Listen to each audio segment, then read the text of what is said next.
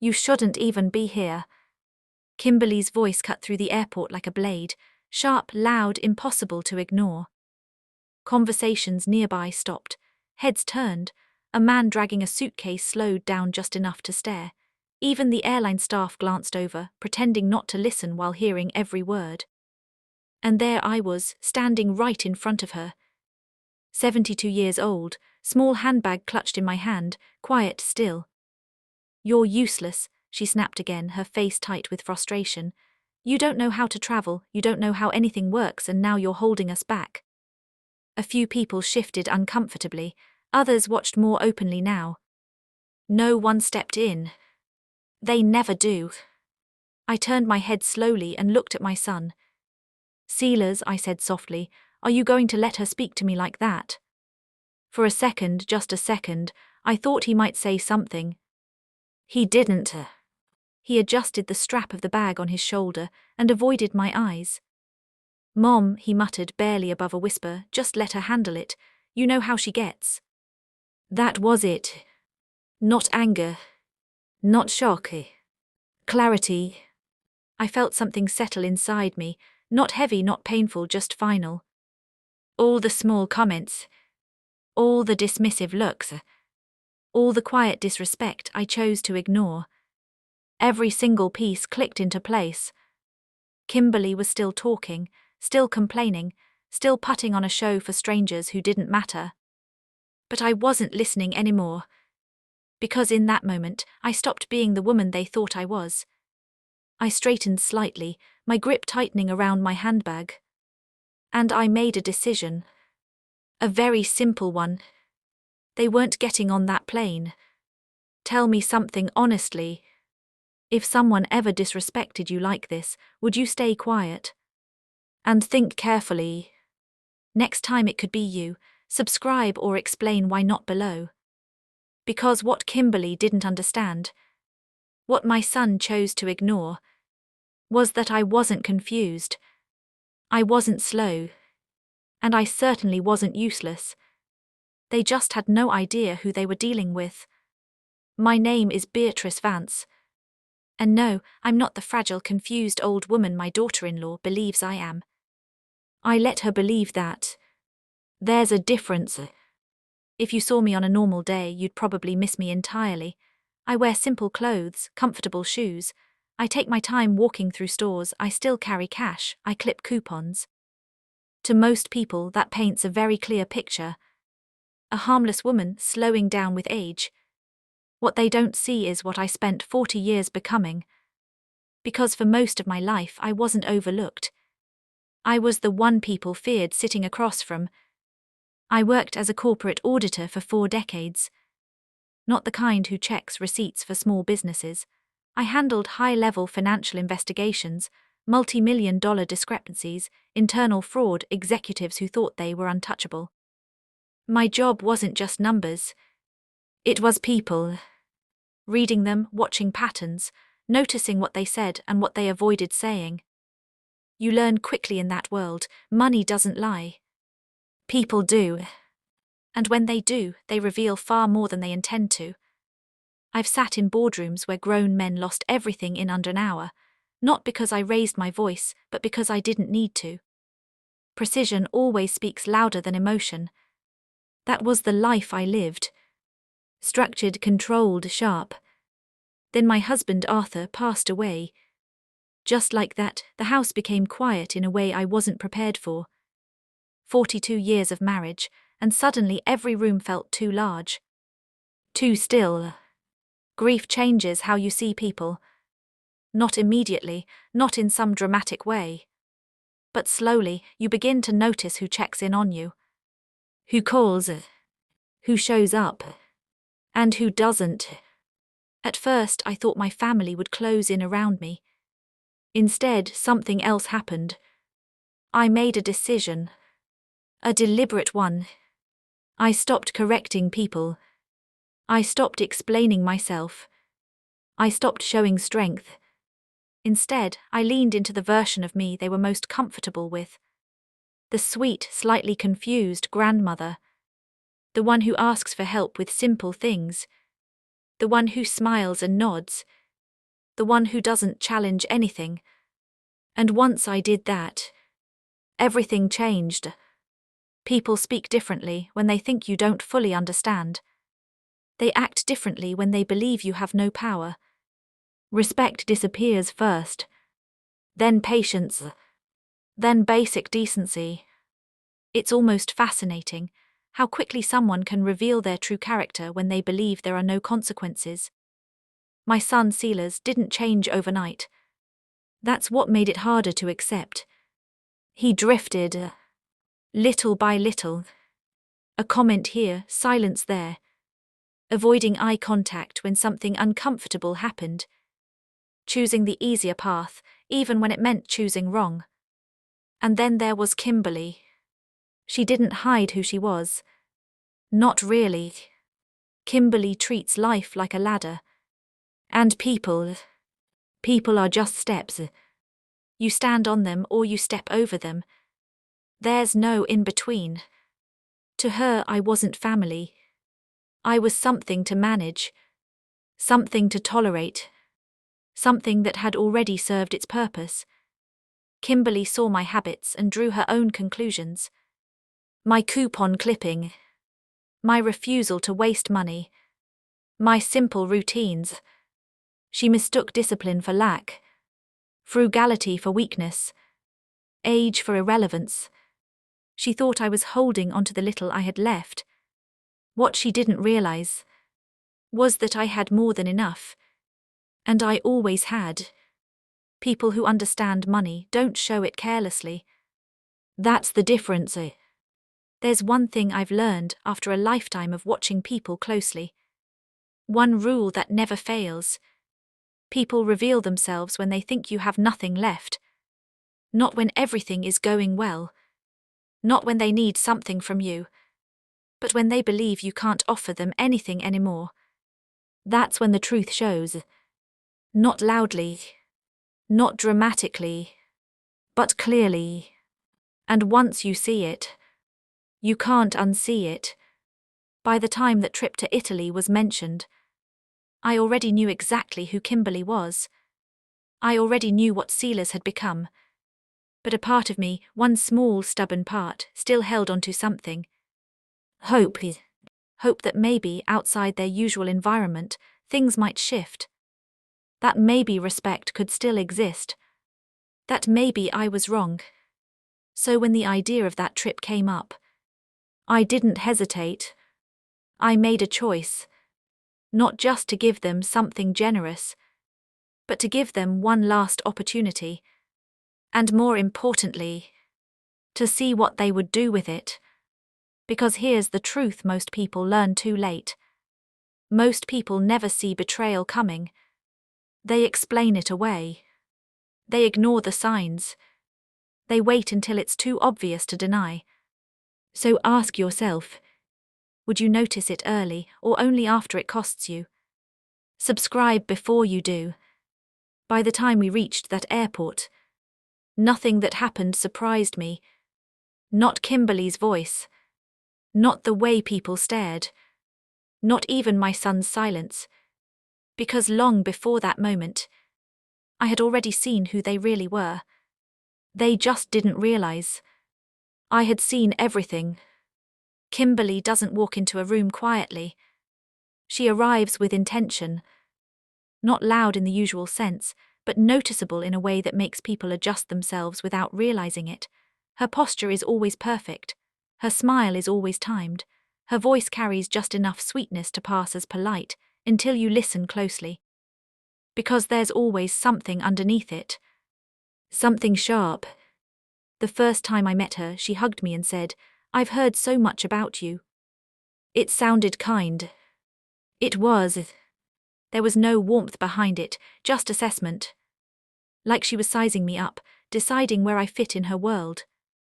I didn't think much of it then. I should have. Kimberly doesn't connect with people. She uses them. Every interaction has a purpose. Every relationship has a function. If you can offer something, status, access, comfort, you matter. If you can't, you become invisible. Or worse, inconvenient. I watched how she treated waiters at restaurants. All smiles when placing an order. Cold silence once the food arrived. No eye contact, no acknowledgement. Just expectation. It wasn't rudeness in the obvious sense. It was something quieter. A belief that certain people simply didn't deserve her attention. And slowly I realized. She had placed me in that category. Kimberly rarely insulted me directly. That would have been easier to confront. Instead, she preferred comments that sounded harmless, until you heard them twice.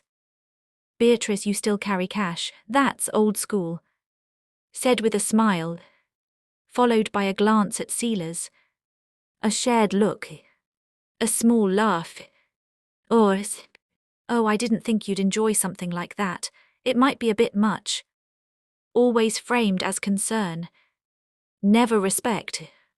She built a pattern of quiet dismissal, one comment at a time. And because none of them were loud enough on their own, they were easy for others to ignore. Especially Sealers. Kimberly likes control, but she never calls it that. To her, it's being organized. It's just easier if I handle it. I'll take care of everything so no one gets confused. That last part she said often. And every time, her eyes flicked toward me for half a second. Just enough to make her point clear. Over time, she positioned herself as the decision-maker in everything. Where we ate. What we did. When we visited. Even how conversations unfolded. If something didn't align with her preferences, it was quietly adjusted or completely removed. And if anyone noticed, she had a way of making it seem like they were overthinking. What bothered me most wasn't how she treated me. It was how she handled Sealers. My son used to have opinions. Strong ones. He used to laugh easily. Speak freely. That changed after Kimberly became part of his life. Not all at once. Gradually. Like watching someone dim a light one click at a time. He started agreeing more. Speaking less.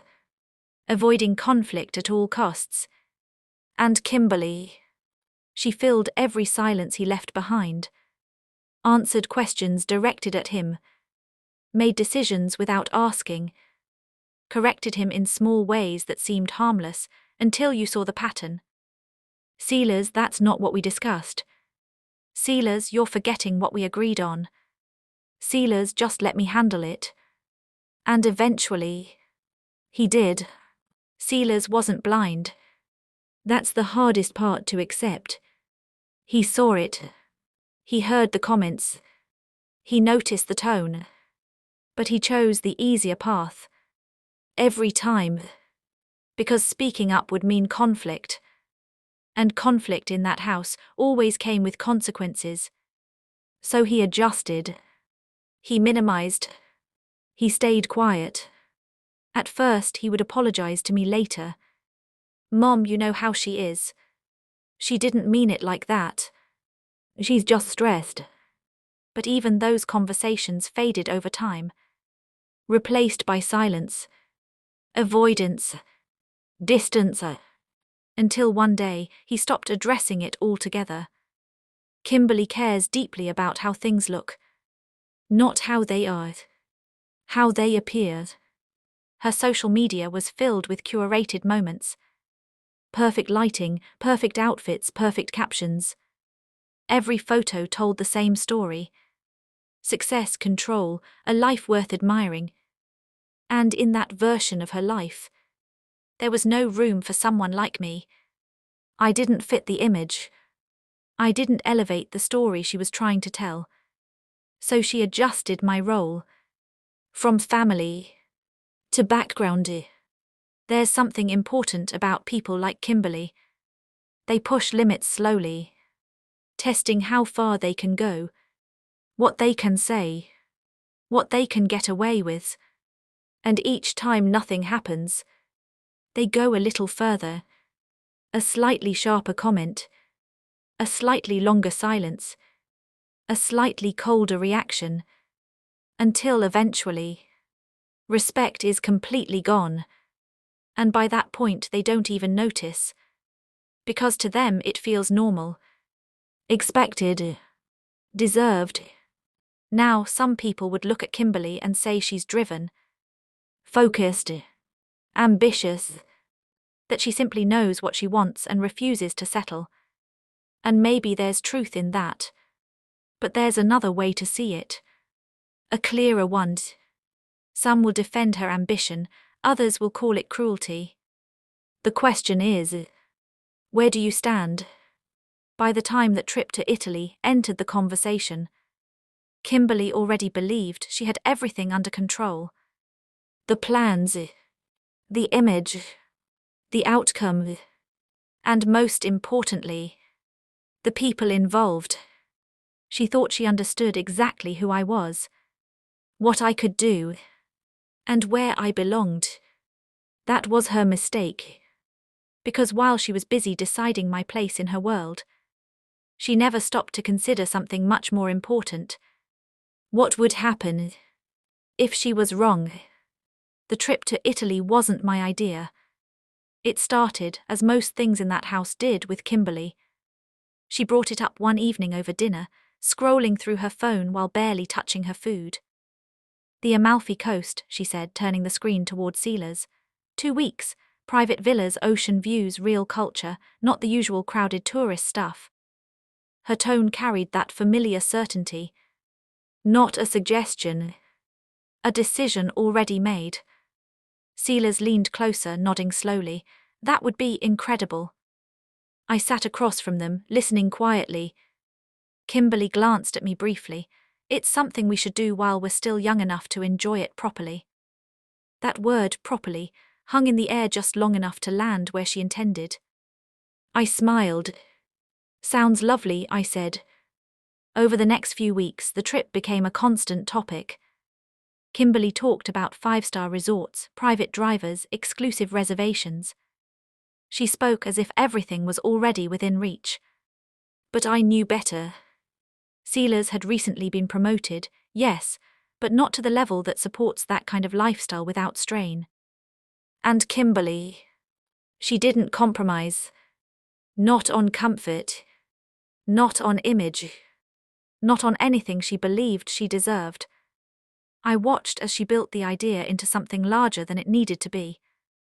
Not a vacation. A statement.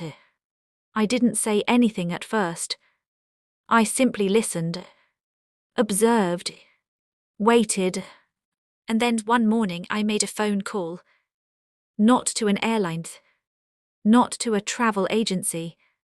To my private concierge. A service I've used for years, quietly, efficiently, without attention. Within a single conversation, everything was arranged. Business class flights. Private transfers. A villa overlooking the coast. Reservations at places that don't appear in public listings. Details handled with precision. No confusion. No delays. No compromises. When the call ended, the entire trip was secured. Paid in full. It wasn't about the money.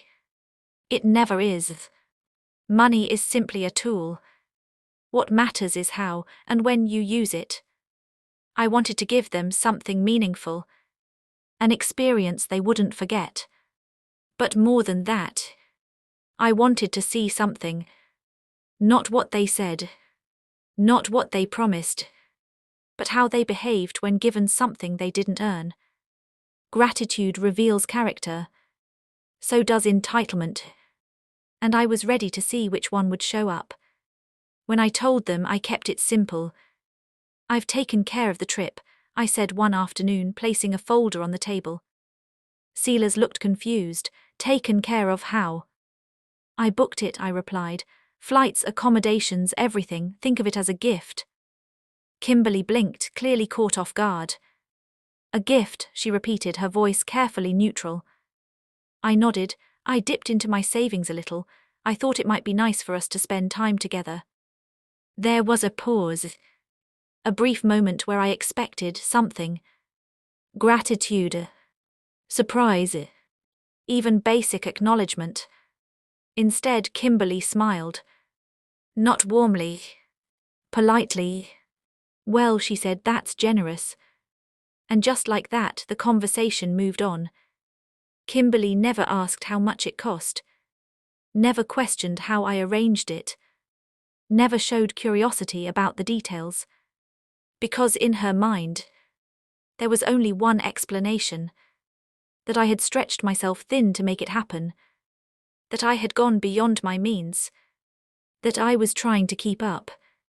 And in that assumption, she placed me exactly where she was most comfortable seeing me. Limited. Dependent. Out of my depth. She didn't realize she had misread the entire situation. Once the trip was confirmed, Kimberly took control immediately. It's easier if I handle the itinerary, she said. We don't want things getting disorganized. I agreed. Not because I needed her to manage anything, but because I wanted to watch. She began planning daily schedules, booking activities, choosing locations, and slowly I noticed something. I wasn't included in most of it. Oh, that excursion involves a lot of walking, she'd say. You should probably rest that day. This place might be a bit overwhelming for you. It's better if you stay back and relax. Always framed as concern. Always positioned as helpful. But the message was clear. I wasn't part of the experience. I was an addition. Something to accommodate. Not someone to consider. Each decision followed the same pattern. Kimberly would plans. Sealers would agree. And I would be informed afterward. Not consulted. Not included. Informed. And every time I responded the same way. With a smile. With agreement. With silence. Because the more comfortable she became, the more she revealed. And the more she revealed, the clearer everything became. Not once did either of them ask for confirmation details. Not once did they check the bookings. Not once did they consider who actually controlled the reservations. They accepted everything at face value. Because they believed they understood the situation. They believed they understood me. And that belief made them careless. Overconfident. Certain. By the time the departure date approached, everything was already in place. Every ticket. Every reservation. Every detail tied to one central point of control. Me. They moved through those final days with excitement. Talking about photos they would take. Places they would visit. Moments they were certain would happen. And I listened. Calm. Patient. Certain of one thing they had completely overlooked. They had no idea what I really paid or what I could take back. The morning of the flight arrived quickly. Too quickly for them. Not quickly enough for me. Because by then, the trip was no longer just a gift. It was a test. And whether they realized it or not, they were about to give me their final answer. Once the trip was confirmed, Kimberly moved quickly. Spreadsheets appeared. Schedules were drafted. Reservations were made. Every day of those 2 weeks was mapped out with precision. At least for them. I first noticed it one afternoon when she sat at the kitchen counter, scrolling through her plans. Oh, this one looks perfect, she said, turning the screen toward Sealers. A coastal hike followed by a private lunch, it's exclusive. Sealers nodded. Yeah, that sounds great. I waited. Neither of them looked at me. Not even out of habit. After a moment I asked gently, would that be something I could join? Kimberly didn't hesitate. It might be a bit too much for you, she said, her tone light. It's a long walk, uneven paths, you know. I nodded slowly. Of course, I replied. And just like that, I was removed from the plan. It didn't happen once. It happened again. And again. Each time the reasoning changed slightly. This one starts too early. That place gets crowded. It's a bit fast-paced. Always delivered with a smile. Always framed as concern. But always leading to the same outcome. I wouldn't be there. Over time I stopped asking. Not because I didn't notice, but because I did. There's a certain tone people use when they don't expect you to respond. A casual openness. A lack of caution. Kimberly and Silas developed that tone with each other when I was in the room. They spoke freely about plans, about changes, about decisions, as if I were already excluded. Sometimes Kimberly would lower her voice slightly, not enough to hide anything, just enough to signal that the conversation wasn't meant for me. And Silas, he followed her lead. Every time. The comments were never loud, never dramatic, just frequent. Beatrice, you should rest more. You don't need to push yourself. You've done enough. On the surface they sounded kind, but they carried a message. You're not capable. You're not needed. You're not part of this.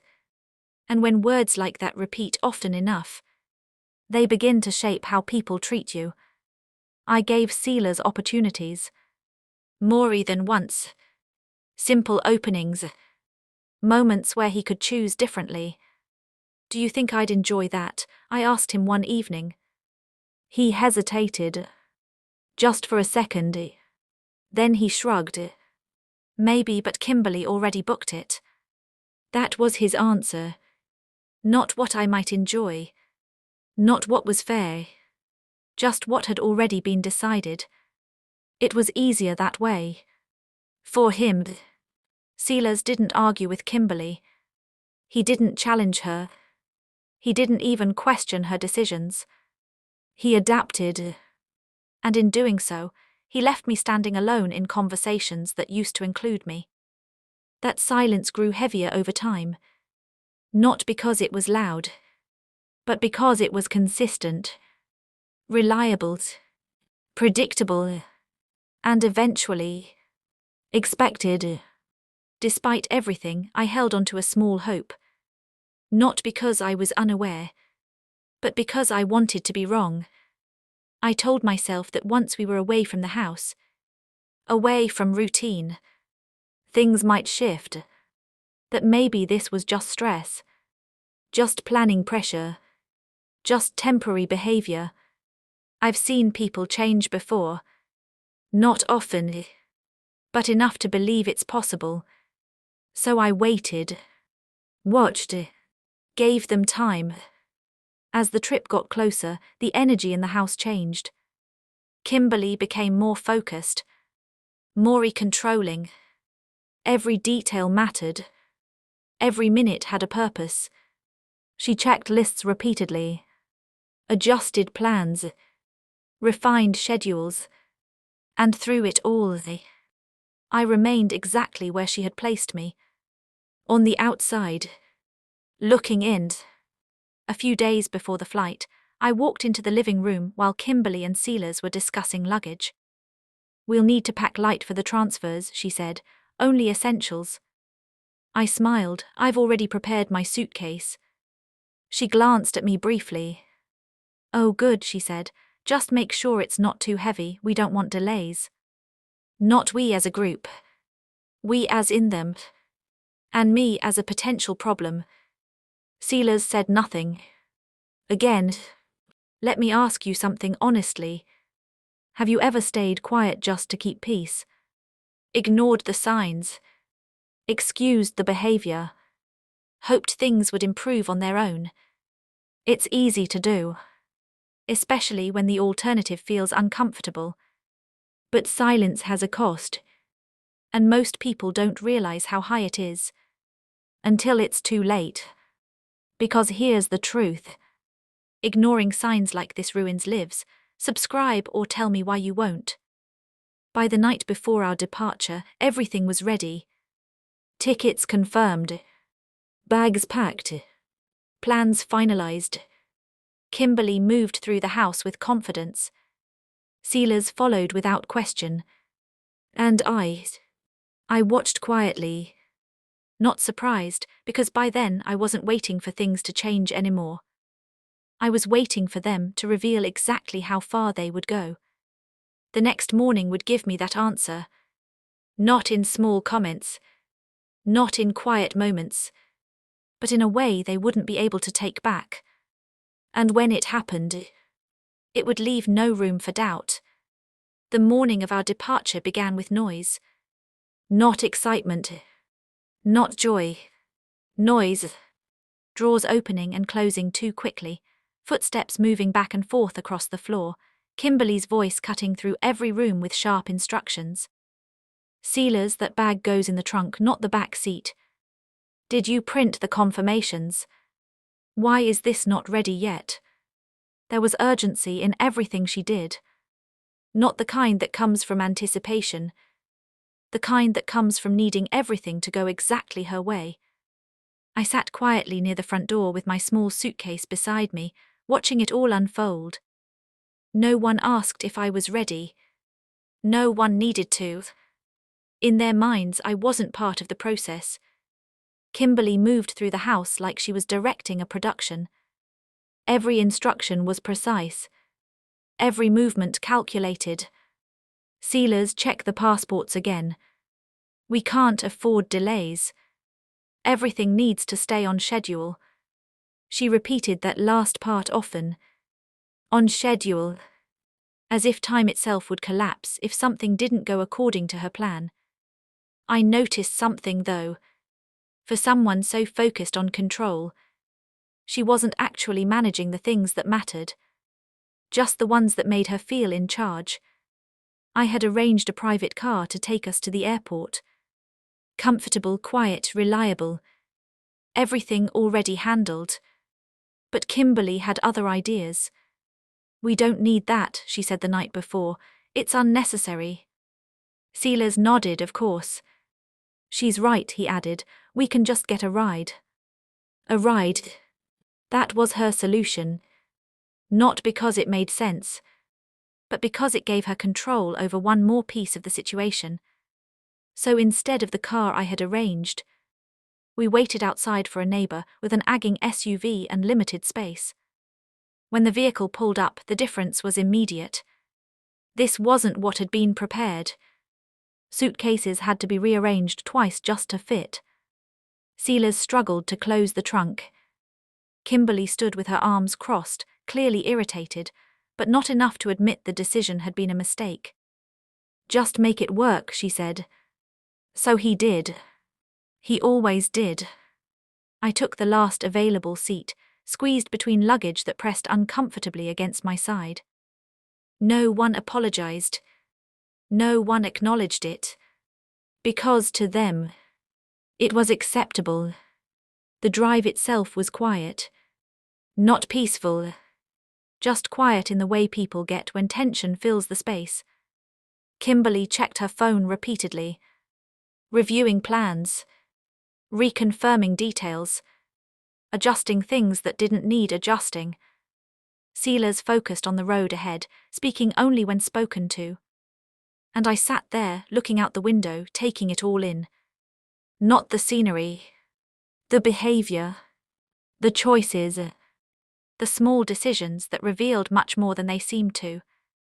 At one point, Kimberly glanced back at me. Beatrice, do you have everything? She asked. I nodded, yes, dear. Good, she replied. We don't want any delays at the airport.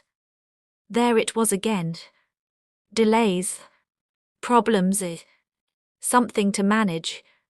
Something to account for. And once more, Sealers said nothing. As we got closer to the airport, Kimberly's energy shifted. Faster movements.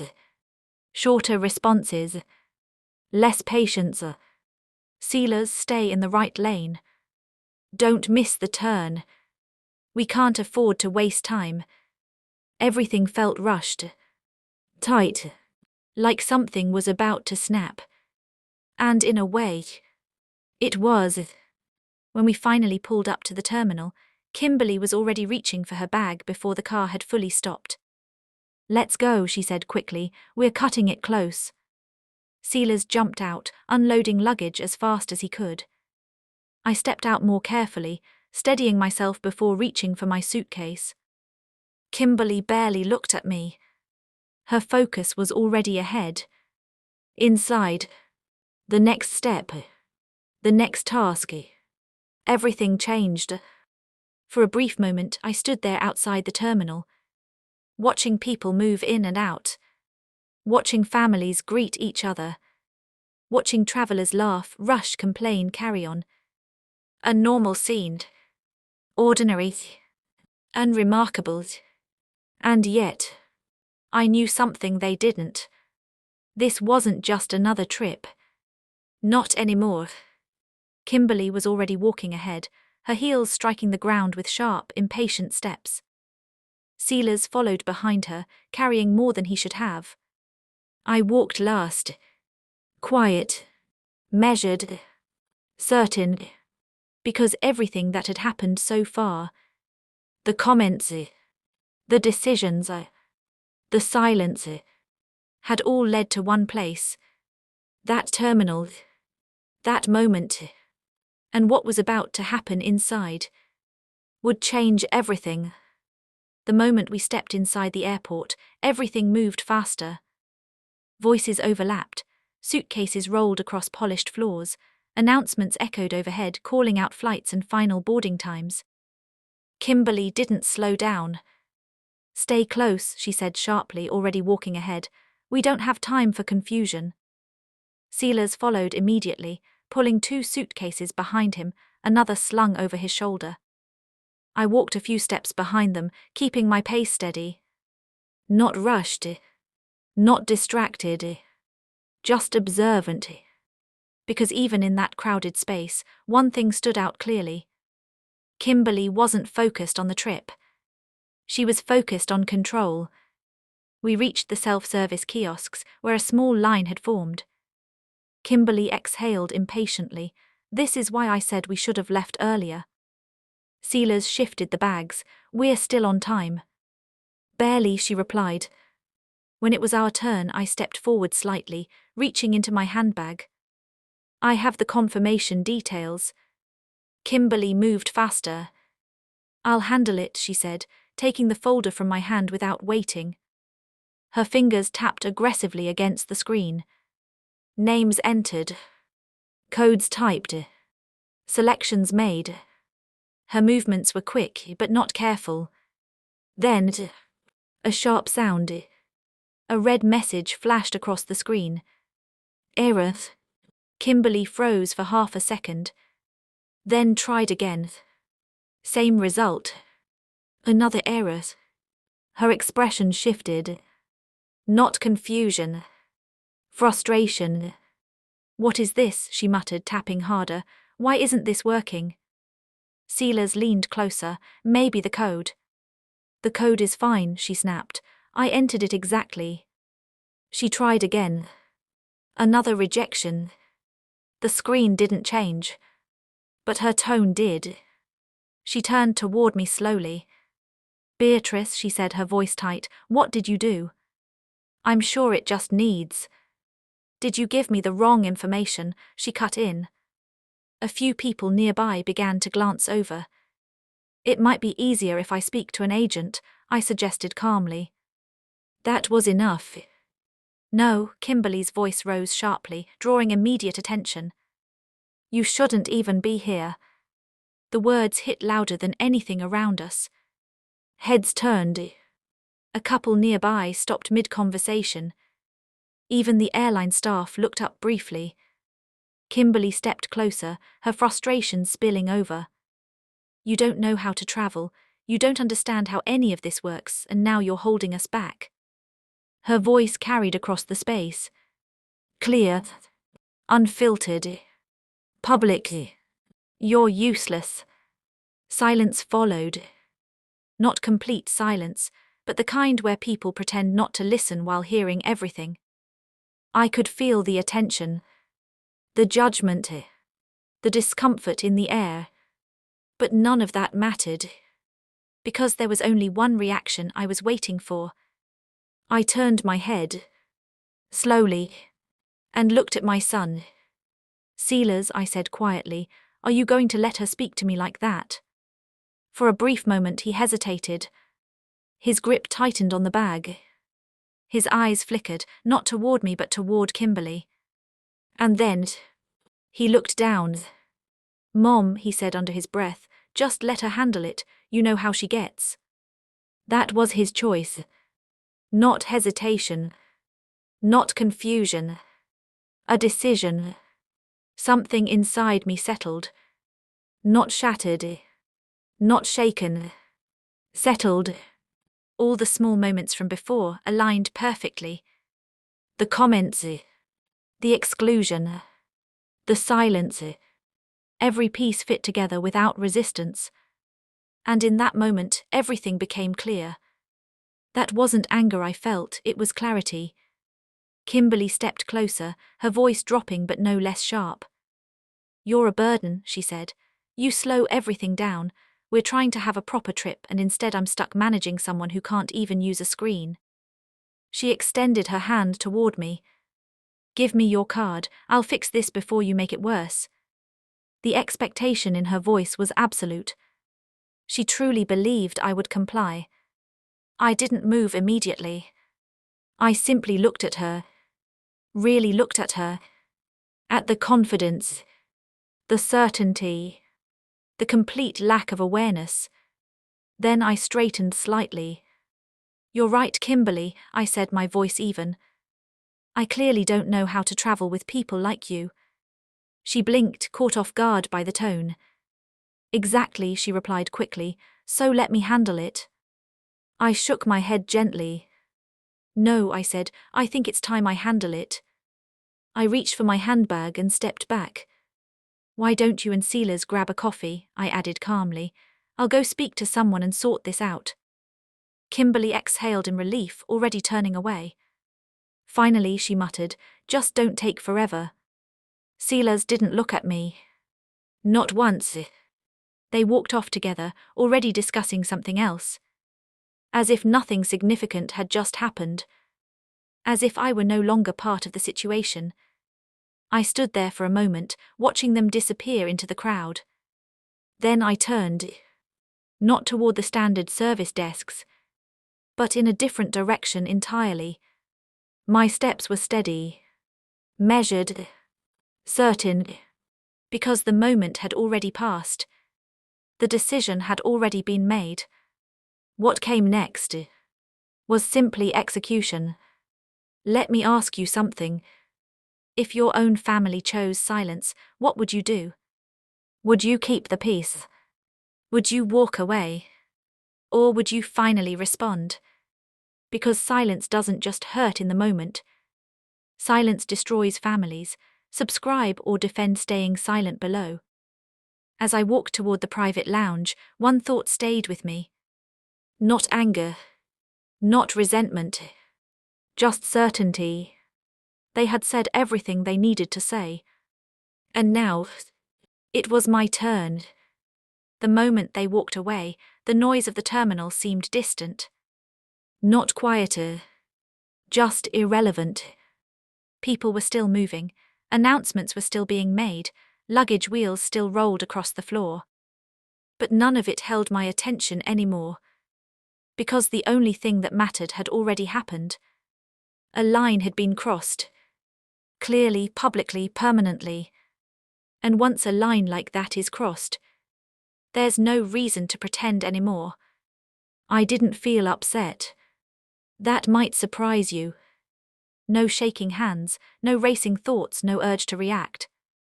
Just calm.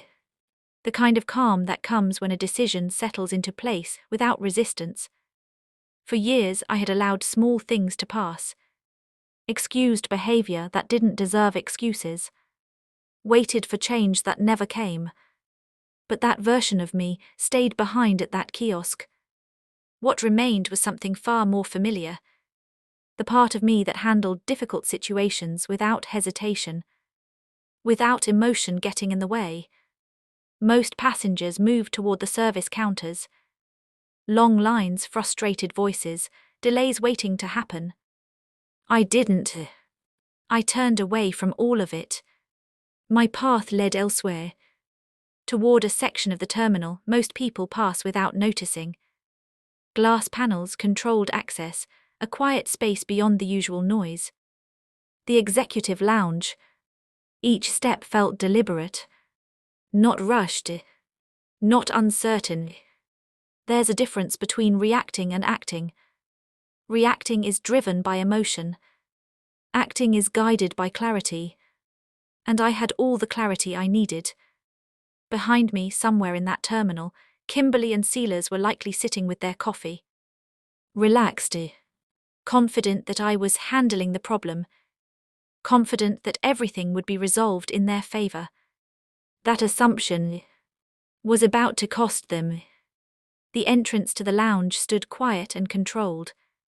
A staff member glanced up as I approached, already preparing to redirect me.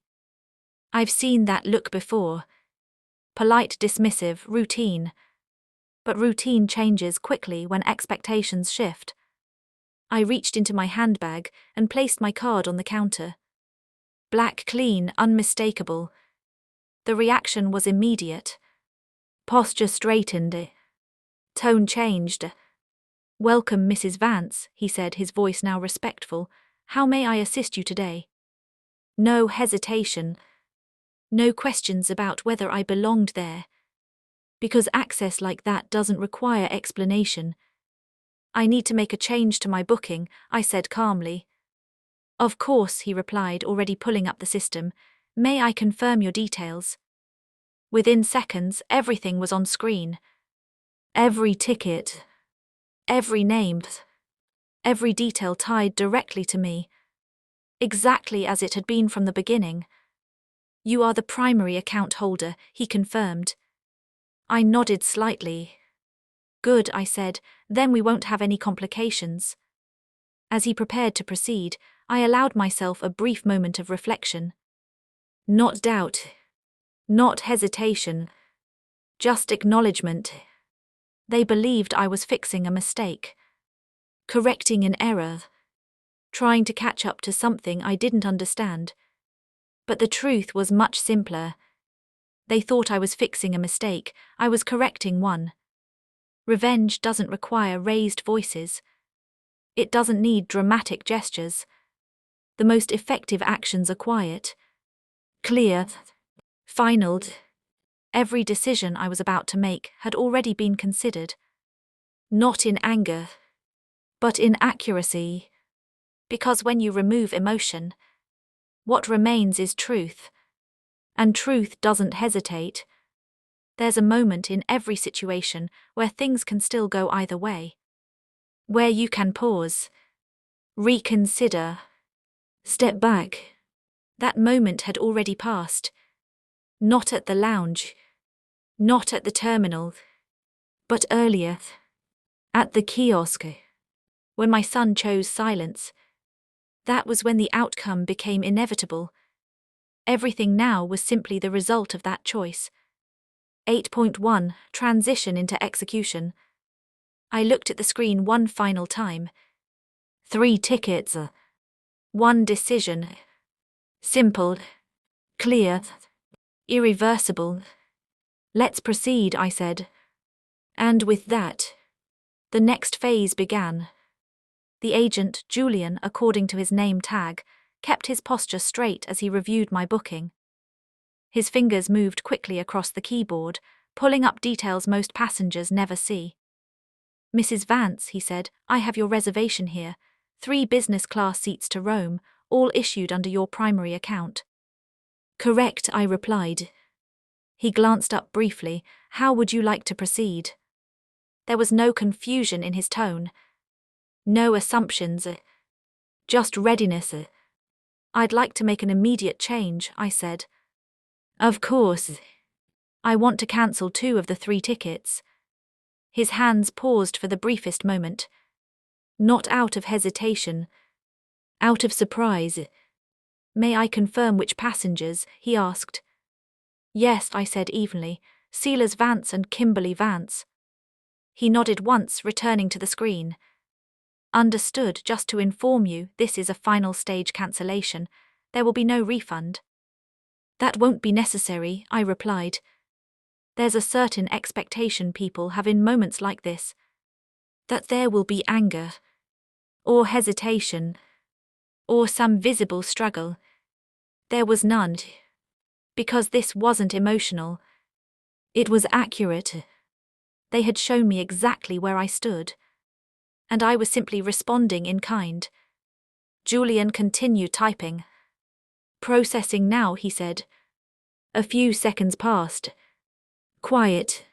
Controlled. Then, it's done. Just like that. 2 seats gone. No warnings. No second chances. No reversal. And one more thing, I added. He looked up immediately. Yes, ma'am. I'd like to upgrade my seat. He checked the system. We do have one first-class suite available. I'll take it. Certainly. Another series of keystrokes. Upgrade confirmed. Change fees waived under your account status. He printed a new boarding pass and placed it in front of me. Gold trim. Different gate priority. Different experience entirely. The difference was immediate. Not in what was said, but in how it was said. Every word now carried a level of attention that hadn't been there before. Not forced. Not exaggerated. Just accurate recognition. Because access changes perception. And perception changes behavior. What about the luggage? Julian asked. 2 checked bags are already in processing under those names. I rested my hand lightly on my carry-on. That luggage does not belong on this flight, I said. He nodded, already understanding. I'll have them flagged for removal, he replied. They'll be redirected to the retrieval office. Thank you. No explanation needed. No justification required. Ownership makes things simple. Every step was handled within minutes. No delays. No complications. No confusion. Just clear instructions followed precisely. This is what happens when things are done correctly from the beginning. Everything connects. Everything responds. Everything works. Julian handed me my updated documents. Is there anything else I can assist you with, Mrs. Vance? I considered the question briefly. Not because I needed anything more, but because I wanted to be certain. No loose ends. No unfinished details. No, I said, that will be all. Actually, there was one thing. Do you offer same-day courier services? I asked. Yes, we do. Good. He provided a small card and writing paper. I took a pen and wrote a short message. Simple. Clear. Accurate. I folded it neatly and handed it back. Please have this delivered to the address on file. Of course, he said. No questions. No hesitation. As everything finalized, I felt something shift. Not relief. Not satisfaction in the usual sense. Just balance. For a long time, I had allowed things to remain uneven. Ignored what should have been addressed. Accepted what should have been corrected. That was no longer the case. Somewhere in the terminal, Kimberly and Silas were still sitting comfortably. Waiting. Expecting. Certain that the situation would resolve itself in their favor. They had no reason to think otherwise. Because from their perspective, nothing had changed. And that's what makes moments like this so effective. The outcome is already decided. Long before the realization begins. Julian gave a slight nod. Everything has been completed exactly as requested. Thank you, I replied. I gathered my things calmly. Boarding pass secured. Handbag in place. Carry-on ready. No rush. No hesitation. As I turned to leave the lounge, the environment shifted once more. Quiet. Ordered. Efficient. A clear contrast to the chaos outside. And for the first time that day, everything felt aligned. 9.15 Transition into consequences. I stepped back into the main terminal. The noise returned. The movement. The energy. But now it felt different.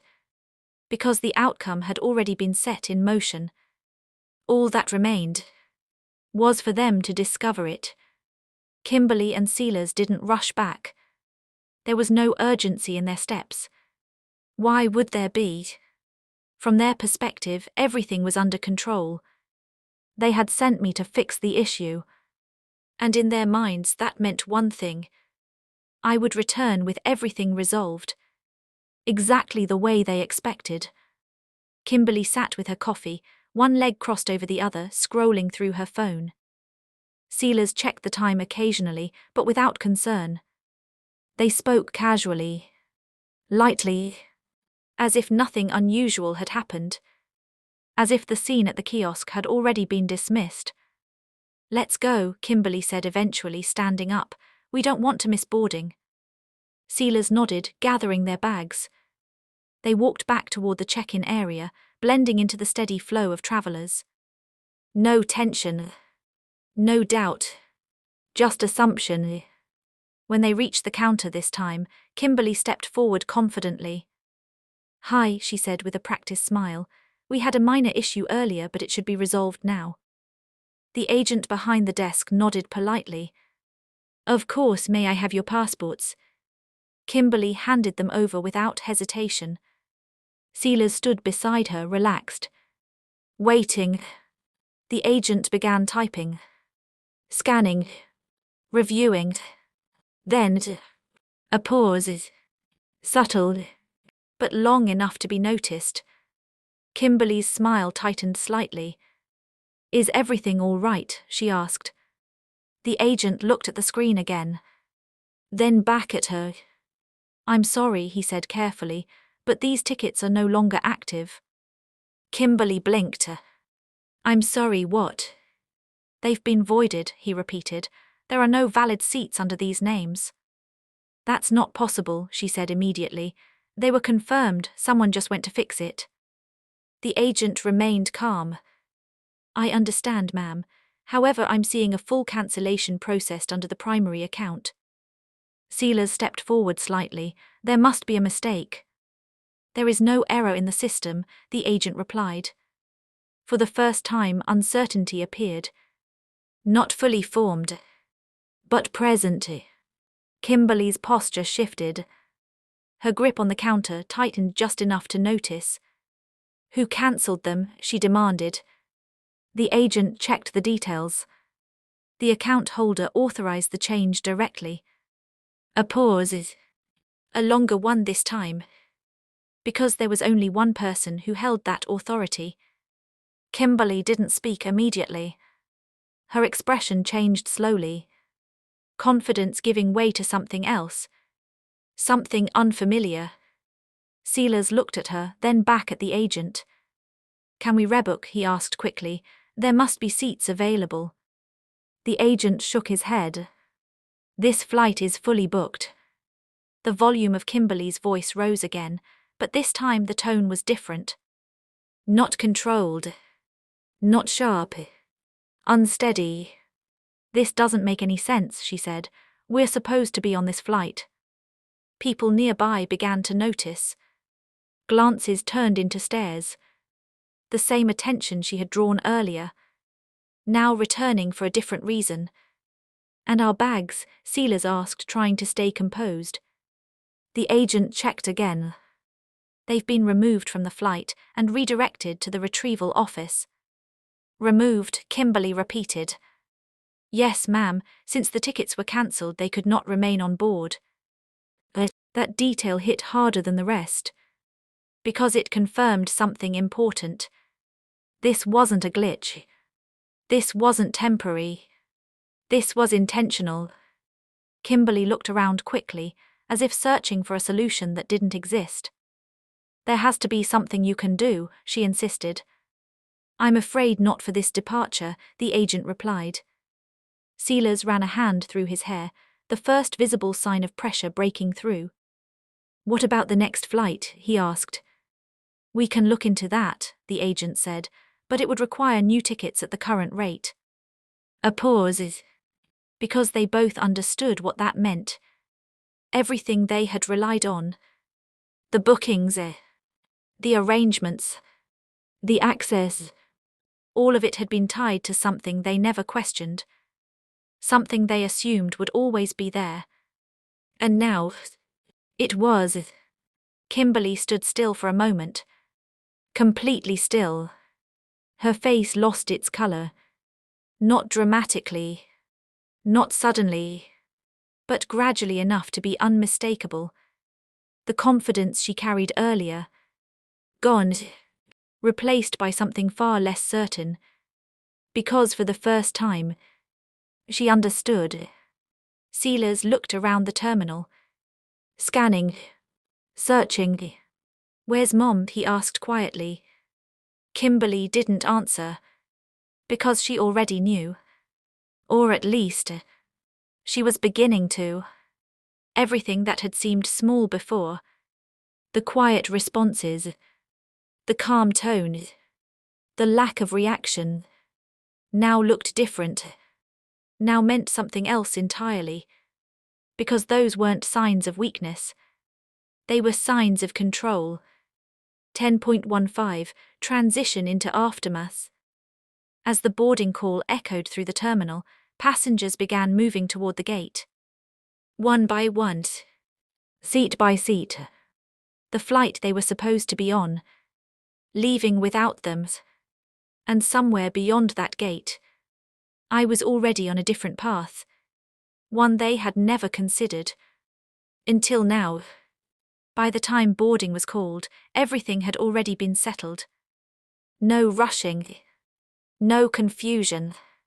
No waiting in crowded lines. I moved through a separate entrance, guided with quiet efficiency. A soft greeting. A brief glance at my boarding pass. And then space. Room to breathe. Room to think. Room to exist without pressure. The contrast was immediate. Not just in comfort. In atmosphere. The first-class cabin felt like another world entirely. Wide seats that didn't feel like seats at all. Soft lighting. Calm voices. No urgency. A flight attendant approached with a gentle smile. Welcome aboard, Mrs. Vance. May I offer you something to drink before departure? I paused for a moment. Not because I needed time to decide. But because I allowed myself to feel it. The shift. I'll have champagne, I said. The glass was placed carefully in my hand. Cool. Light. Precise. I looked at it for a second before taking a sip. Not to celebrate. Not to prove anything. Just to acknowledge something simple. I was exactly where I needed to be. No tension. No noise from earlier. Just clarity. As the plane began to move, I glanced out the window. The terminal stretched out below. Passengers still moving. Still rushing. Still chasing schedules. Somewhere in that space, Kimberly and Sealers were still there. Waiting. Adjusting. Dealing with what had been set in motion. I didn't search for them. I didn't wonder what they were doing. Because for the first time in a long while, their choices had nothing to do with me. Takeoff is always a transition. Not just physical. Mental. Emotional. As the ground pulled away, something else did too. The weight of expectation. The need to explain. The habit of tolerating things that shouldn't be tolerated. All of it faded with distance. Not dramatically. Just steadily. The rest of the flight passed without disruption. Meals served with care. Conversations kept low. Time moving without pressure. I read. I rested. I allowed myself to exist without being managed, corrected, or dismissed. That kind of peace is rare. Not because it's difficult to find, but because people often give it away without realizing it. When we landed in Italy, everything continued just as smoothly. Priority exit. Private transfer waiting. No confusion about where to go or what to do. Because every detail had already been handled correctly. The car ride from the airport was quiet. The coastline stretched alongside us. Opened. Endless. Unrestricted. When we arrived at the villa, the doors opened without delay. Staff greeted me by name. My name. Not as an addition. Not as an afterthought. But as the person everything had been arranged for. The space was exactly as expected. Wide views of the water. Clean air. Silence that didn't feel empty. It felt earned. The days that followed were simple. And that simplicity mattered. No schedules forced onto me. No decisions made around me. No quiet dismissal disguised as concern. I walked where I wanted. Ate where I chose. Spent time how I preferred. Every moment belonged to me. Not shared out of obligation. Not negotiated. Owned. There's something that happens when you remove yourself from constant pressure. You begin to hear your own thoughts again. Clearly. Without interruption. And in that clarity something returns. Not something new. Something that was always there. Respect for yourself. The kind that doesn't need approval. The kind that doesn't bend to avoid discomfort. The kind that knows when enough is enough. One evening, I sat outside as the sun lowered over the water. No noise. No tension. Just a stillness. And I realized something important. This trip had never been about travel. It wasn't about Italy. Or luxury. Or experience. It was about distance. Not from a place. From people who no longer deserved access. Of course, silence doesn't last forever. Eventually, reality catches up. Messages arrive. Calls are made. Questions demand answers. And when that moment comes, you get to decide how you respond. Not from emotion. Not from pressure. But from a place of complete control. By the second day, my phone lit up. Sealers. I let it ring once. Then twice. Then it stopped. A message followed immediately. Mom, please call me, there's been a mistake. I looked at the screen for a moment. Not surprised. Not rushed. Just aware. Because of course he would think it was a mistake. That was easier to accept than the truth. He tried again. And again. Voicemail after voicemail. Each one carrying more urgency than the last. Mom, I don't know what happened at the airport. We couldn't board, they said the tickets were gone. Please, can you just call me back? I listened to one of them fully. Then I stopped. The rest weren't necessary.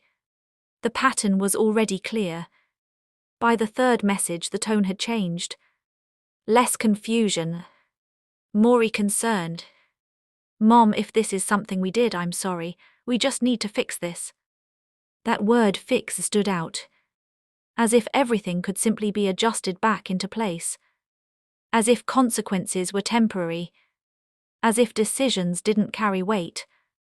I didn't respond immediately. There's power in timing. In choosing when, not just what to say. Hours passed. Then finally, I opened the message thread. My reply was simple. There was no mistake. 3 words. Nothing more. Nothing less. The response came quickly. What do you mean? Then another. Mom, please don't do this. And then, we're stuck here. That one carried something different. Not authority. Not expectation. Just reality. I typed slowly. Carefully. Not out of hesitation, but out of precision. You weren't stuck when you stood there and said nothing. There was a pause. Longer this time. Because that message didn't ask for clarification. It provided it. His next message came after several minutes. I didn't know what to say. Kimberly was upset. I was trying to keep things calm. I read it once. Then again. Not because I needed to understand it, but because I wanted to be certain that this was still his reasoning, still his position. I responded without delay. You weren't keeping things calm, you were choosing silence. No accusation. No raised tone. Just truth. Clear. Unavoidable. Another message appeared. Mom, please, we can talk about this when we get home. Home. That word used to carry meaning. Comfort. Connection. Now it felt distant. Because what defines a place isn't the walls. It's the behavior inside them. And that had already been decided. I didn't argue. I didn't explain further. Instead, I opened my camera. The view in front of me was simple. A table by the water. A glass resting beside me. The horizon stretching out without interruption. I took the photo. No filters. No adjustments. Just clarity. Then I sent it. No caption. No explanation. Several minutes passed. No response. Then finally, you went without us. I read it. And for the first time I allowed a small pause. Not for effect. Just acknowledgement. Because now, he understood. My final reply was the only one that mattered. I didn't leave you behind. You made that decision at the airport. After that, I set the phone down. Face down. Not out of avoidance, but because there was nothing left to say. So let me ask you, was she too harsh or exactly right? Because moments like this don't come down to emotion.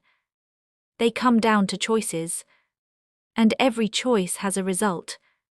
The conversation ended there. Not dramatically.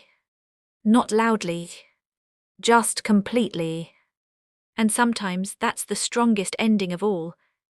Some choices don't require discussion. They don't need approval. They don't wait for agreement. They simply happen. By the time I returned from Italy, I already knew what came next. Not because I was reacting to what had happened, but because I was responding to what had been revealed. Clarity doesn't leave room for confusion. The house I had lived in for years held many memories. Family dinners. Conversations that once felt meaningful. Moments that used to matter. But a place is only as valuable as the people who respect it. And respect had already been removed from that space. So I made a decision. I sold it. Quietly. Efficiently.